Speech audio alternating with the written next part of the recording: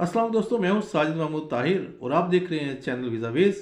दोस्तों, आज के प्रोग्राम में आपके सवालात शामिल करते हैं। पहला सवाल है मोहम्मद रऊफ साहब का। कहते हैं, sir can seek asylum on transit visa. जैसा कि मैं आपको पहले भी बता चुका हूं कि ट्रांजिट वीज़ा पर असाइलम क्लेम की जा सकती है, लेकिन सिर्फ उन ममालिक में जो सिग्नेचरी कंट्रीज़ हैं जिनेवा कन्वेंशन के। और अगर आप समझते हैं कि वो मुल्क आपको असाइलम देता है, तो आप उस मुल्क में ट्रांजिट वीज़ा के दौरान भी असाइलम जो है वो अप्लाई कर सकते हैं, क्लेम कर सकते हैं। आगे सवाल है मोहम्मद नवीद जिब्रान। कहते हैं, if someone dispose his passport in plane and claim asylum without passport, then will they give you refugee status और नॉट। इनका कहने का मतलब ये है कि अगर कोई शख्स एयरप्लेन के अंदर, जहाज़ के अंदर यानी कि अपना पासपोर्ट डिस्ट्रॉय कर देता है, फाड़ देता है, ज़ाया कर देता है, वेस्ट कर देता है, तो क्या वो जब उस एयरपोर्ट पे उतरता है तो क्या उसे रिफ्यूजी स्टेटस मिल जाएगा? देखिए, रिफ्यूजी स्टेटस एक डिफरेंट चीज़ है। असाइलम क्लेम करना या असाइलम सीकर होना एक डिफरेंट चीज़ है। रिफ्यूजी स्टेटस के लिए आप असाइलम क्लेम करते हैं और असाइलम क्लेम करने के बाद आपका केस चलता है। तो केस अपनी मंतकी अंजाम को जब पहुंच जाता है और आप उसके एलिजिबिलिटी आप यानी कि आपको एलिजिबल करार दे दिया जाता है और कोर्ट, मुतलका कोर्ट या जो भी अदारा है वो आपको इसका काबिल समझता है कि आपको रिफ्यूजी स्टेटस दिया जाए, तो वो दे देते हैं। लेकिन एयरपोर्ट पर, जो आपका सवाल मैं समझा हूँ, एयरपोर्ट पर असाइलम क्लेम किया जा सकता है। आप पासपोर्ट अगर ज़ाया कर देते हैं, ना भी करें तो आप सरेंडर कर सकते हैं। अगर आप किसी फेक डॉक्यूमेंट पे ट्रैवल कर चुके हैं तब भी आप वहाँ जाकर कर सकते हैं, अपना सरेंडर कर सकते हैं कि मेरे पास लीगल आने का रास्ता नहीं था तो मैंने ये इलीगल मीन्स यूज़ किया है। लेकिन उसमें थोड़ा सा रिस्क ज़रूर होता है कि वही जो फेक डॉक्यूमेंट है वो आपके ख़िलाफ़ इस्तेमाल ना हो जाए। इसलिए ये प्रैक्टिस साल साल से ये आ रही है कि लोग अपने जो फेक डॉक्यूमेंटेशन होती है उसको वेस्ट कर देते हैं, प्लेन में या लाउंज में या वटेवर जहाँ पे उनको मौका मिलता है वो उसको ज़ाया कर देते हैं और बग़ैर अपने डॉक्यूमेंट के वो अपील हो जाते हैं और असाइलम जो है वो क्लेम करते हैं। जब वे जैसे सरदार कहते हैं, भाई इनविटेशन कहाँ से आएगा? बात ये है आर्मीनिया का।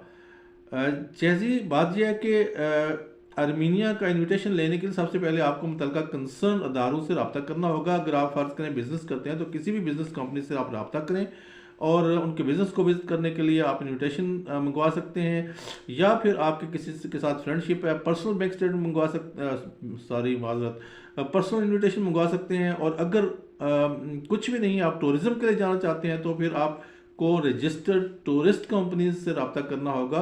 तो वो टूरिस्ट कंपनीज जो है वो आपके लिए पूरा पैकेज और आपको इनविटेशन का बंदोबस्त करके दे देंगी।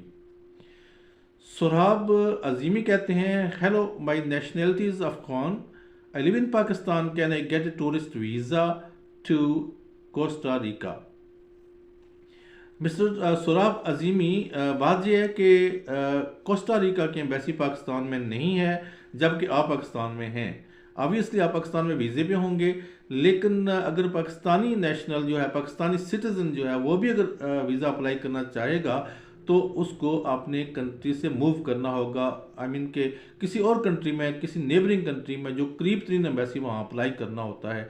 तो उसके लिए आपको सबसे बड़ी इनकी कंडीशन ये है कोस्टा रिका के वीज़े की, इसमें पर्सनल अपीयरेंस है। ठीक है, इसका वीज़ा आप घर बैठे अप्लाई नहीं कर सकते हैं, आपको एम्बेसी में जाना होगा।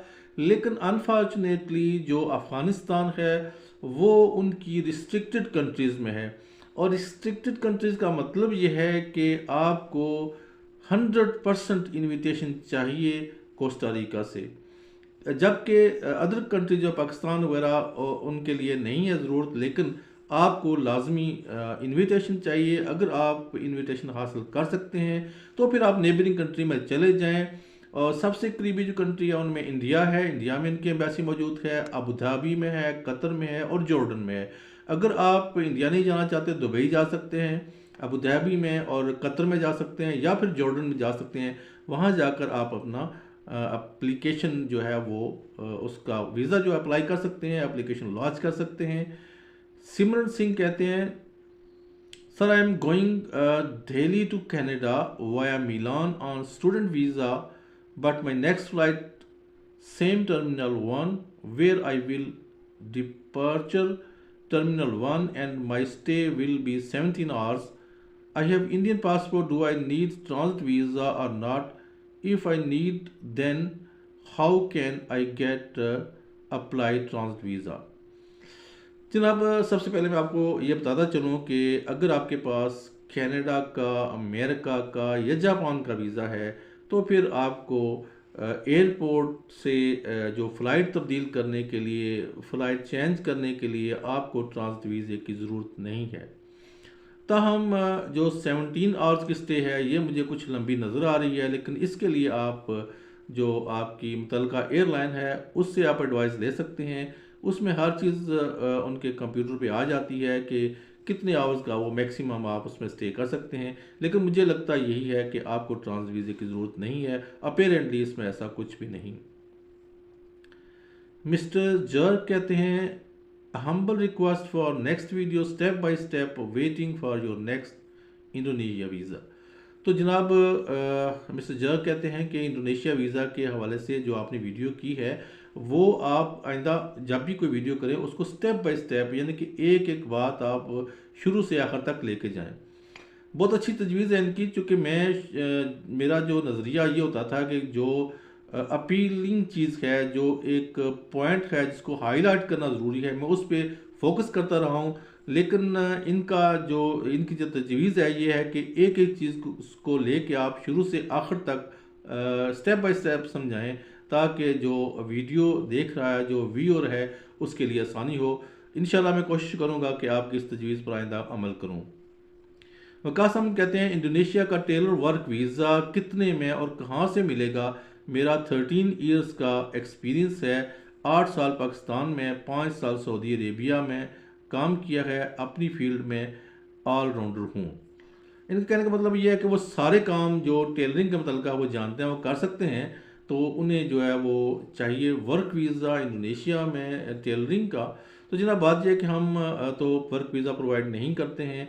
आपको वहाँ के किसी कंपनी से रब्ता करना पड़ेगा। ऑन द अदर हैंड बेहतरीन यही है कि आप इसका टूरिस्ट वीज़ा लेकर चले जाएं और वहाँ पे ख़ुद जाके मुख्तलिफ़ कंपनीज़ में आप अप्लाई कर सकते हैं। और इसकी सबसे खूबसूरत बात यह है कि इसका वीज़ा जो है वो स्विचेबल है।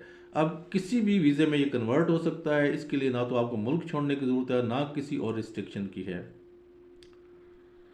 मलक अली कहते हैं, सर हेटी से यूएसए कैसे जा सकते हैं? हेटी से यूएसए आप बाय एयर जा सकते हैं, बाय सी जा सकते हैं, लेकिन अगर आपके पास वीज़ा है तो। वैसे मैं आपको बताऊं कि इलीगल मीन्स जो है वहाँ से यूज़ करना बहुत मुश्किल है। हेटी में जो है वो क्राइम रेशो ज़्यादा है, तो इसलिए तो पहले तो बात यह है कि आप हेटी का ये रूट यूज़ ही ना करें। लेकिन चूँकि हमारा मंशा ये होता है कि आपको हर एक कंट्री के हवाले से, उसके वीज़े के हवाले से जो स्टेप बाय स्टेप हम समझा रहे हैं, ताकि लोगों को कोई बंदा कोई ऐसा बेवकूफ़ ना बना सके।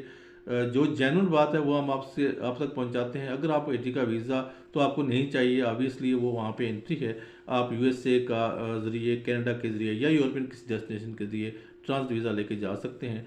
लेकिन बेस्ट ये है कि आप कोई और डेस्टिनेशन या कोई और रूट तलाश करें। हेटी में जो रिसेंट रिपोर्ट्स हैं उसमें यह है कि क्राइम रेशो जो ज़्यादा है। और इसके अलावा बता दूं, मैं आपको पता होगा कि हेटी में कुछ अर्सा पहले दो लोग थे जिन्होंने वो जहाज़ के टायरों में जा के ना वो अमेरिका जाने की कोशिश की थी और वो नाकाम हुए थे या कामयाब हुए थे। मुझे इसके बारे में फाइनल बात याद नहीं है। जिस तरह आपको बताया कि 2 सिख यूके गए थे, उनमें से एक बेचारा फौत हो गया था, गिर गया था कहीं पे, और दूसरा पहुंच गया था। तो इसी तरह का वाक़या हेटी से यूएसए जाते हुए भी हुआ है। अब जनाब नूरगुल कहते हैं, आप इंडोनेशिया का वीज़ा अप्लाई कर दोगे? जी बिल्कुल कर दूंगा। अगर आपके पास रिक्वायरमेंट्स हैं, बैंक स्टेटमेंट है और आपके डॉक्यूमेंट पूरे हैं, तो इसमें हम आपका वीज़ा अप्लाई कर देंगे, इसमें कोई मसला नहीं है। आबुद अफसर कहते हैं, फ़ीस तो बता देते वीज़ा की इंडोनेशिया। हाँ जी, जो इंडोनेशिया वीज़ा की फ़ीस जो है वो नॉर्मली मैं आपको बता दूं, अभी एग्जैक्ट तो मैं आपको नहीं बता सकता, लेकिन यह कि नॉर्मल जो है उसकी कम से कम 6 लाख से लेके क्या कहते हैं उसे 20 लाख तक है। यानी कि इंडोनेशियन रुपीज़। आपके पाकिस्तानी बहुत कम बनते हैं, चेक कर लीजिएगा उसमें ना, अपना गूगल कर लीजिएगा, उसमें फॉरेक्स रेट देख लीजिएगा। मेरा ख्याल है ज़्यादा से ज़्यादा 11-12 हज़ार रुपये से लेके 30 हज़ार या 35 हज़ार तक है जो आपका 5 ईयर्स का वीज़ा तक, आई थिंक सो। लेकिन यह कि आप कन्वर्शन रेट चेक कर लीजिएगा। जो हाईएस्ट इनकी फीस है वो 20 लाख है, और कम से कम जो है 6 लाख है। आगे जनाब चलते हैं अफशान अली। अच्छा, इनका मैसेज था, इसका मैं जवाब देना चाहता हूँ, लेकिन ये अगली किसी वीडियो के लिए रखते हैं क्योंकि उसमें थोड़ी सी तहकीकात की ज़रूरत है। Thank you so much. Allah निगहबान।